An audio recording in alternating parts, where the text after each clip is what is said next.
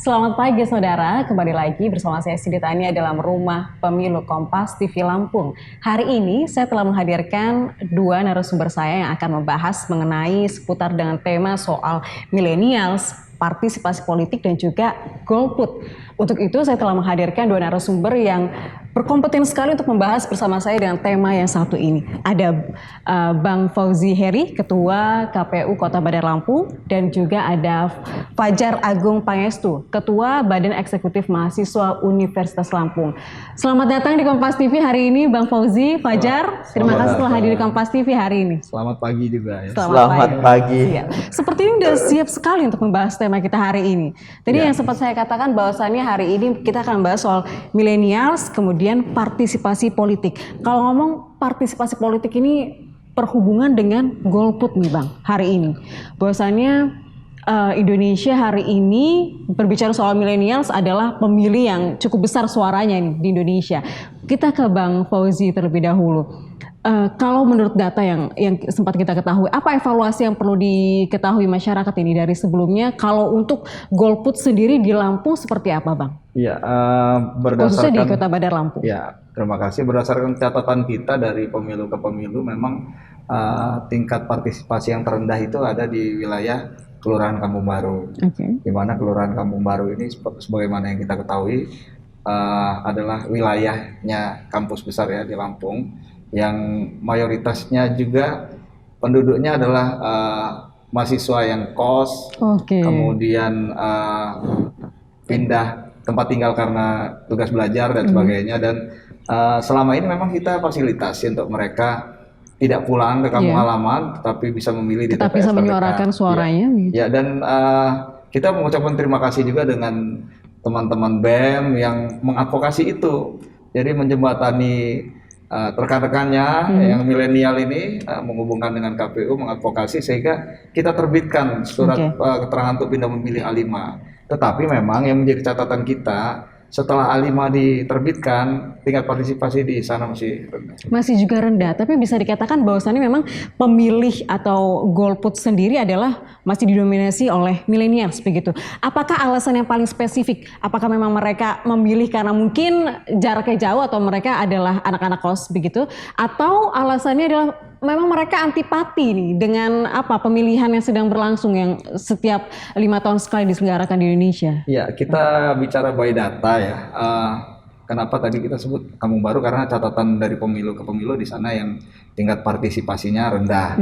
Kemudian alasan berdasarkan data itu kita sempat menggandeng akademisi dari Unila untuk melakukan survei. Memang banyak sekali faktornya, diantaranya memang tidak ada yang mengadvokasi mereka untuk pindah memilih, kemudian lebih ke arah administrasi.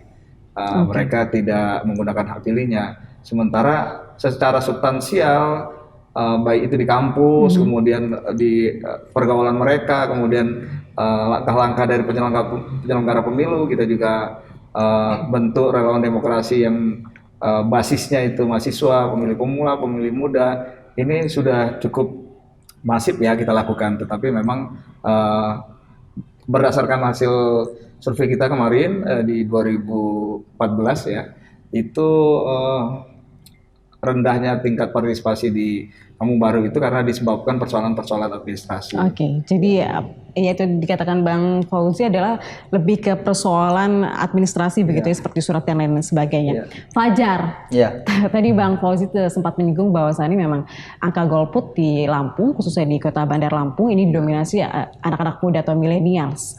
Kalau Fajar sendiri melihat perlu millennials untuk paham atau sadar terlebih dahulu mungkin ya akan pentingnya pemilihan ini. Seperti apa Fajar? Kalau saya selaku Presiden BEM Unila sebenarnya memandang proses demokrasi atau pemilu 2019 ini, kenapa sih kemudian data by data yang disampaikan itu Kampung Baru menjadi salah satu pemilih yang paling sedikit ya. Karena kan ini berbicaranya Kota Bandar Lampung.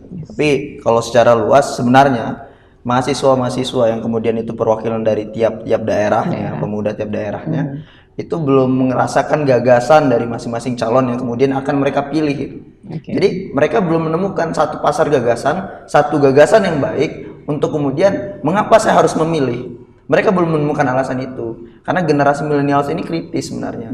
Gitu. Kenapa kemudian saya harus memilih? Saya rasa untuk persoalan administrasi hampir tiap periode ya, kita ada yang namanya advokasi A5 gitu. Bahkan kemarin pun kita ada advokasi juga bekerja sama-sama KPU Kota Bandar Lampung tuh, untuk pindah pemilih. Cuman yang perlu diperhatikan juga, pindah pemilih ini sebenarnya bukan solusi real untuk kemudian golput ini dinetralisir ya, atau diminimalisir gitu. Kenapa? Karena ketika dia ini pindah pemilih, ada beberapa hak pilihnya yang kemudian ketika berbeda dapil tidak full lagi. Itu artinya tetap ketika mereka pindah pemilih ada beberapa hak suara mereka yang tidak tersalurkan gitu. Terutama biasanya di kota-kota atau kabupaten gitu. Jadi sebenarnya kenapa sih mereka itu kemudian menjadi orang yang lebih memilih golput? Karena gagasan dari masing calon-calon yang ada itu tidak bisa menyentuh hati mereka dan juga tidak bisa masuk, karena kampus itu tempat akademisi berkumpul. Itu kumpulan gagasan berkumpul di sana, narasi pemikiran ada di sana. Ketika tidak bisa menyentuh ide-ide mereka itu sampai ke pihak mahasiswa, otomatis mereka kehilangan moodnya ya, moodnya untuk kemudian bisa memilih. Tapi Fajar, kan kita hari ini melihat bahwa kandidat ya, oke lah kalau misalnya presiden hanya ada 2 kandidat ya, 01 dan 02. Tapi jika legislatif ini kan banyak nih pilihannya, pesertanya juga banyak.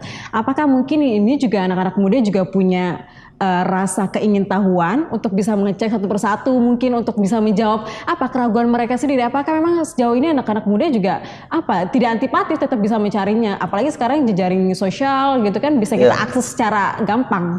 Cuman begini Mbak Cindy, yang harus kita perhatikan bahwasanya tidak semua caleg ya kan, kalau kita berbicara legislatif ini sekarang ketimpang banget ya, kalah jauh sama popularitas dari capres dan cawapres. Karena sekarang proses pemilihannya bersamaan dan kita tidak ada satu bentuk akses yang mumpuni untuk mengenalkan dari masing-masing calon legislatif yang ada. Sempat waktu itu ada KPU Gustu Kampus mengatakan bahwasanya ada salah satu link, saya lupa linknya apa di KPU, itu kita bisa mengakses informasi rekam jejak. Tapi kemudian ketika kami akses Nah, tidak lengkap di sana gitu. Entah mungkin karena calegnya yang tidak melengkapi atau mungkin seperti apa. Berarti harus ada effortnya dulu nih dari mahasiswanya atau dari milenials untuk mencari lebih dalam sebenarnya. Karena gini, kita nggak sebegitu sangat sulit untuk mencari informasi-informasi itu. Baik, ini masih seru Bang Fauzi dan juga Fajar,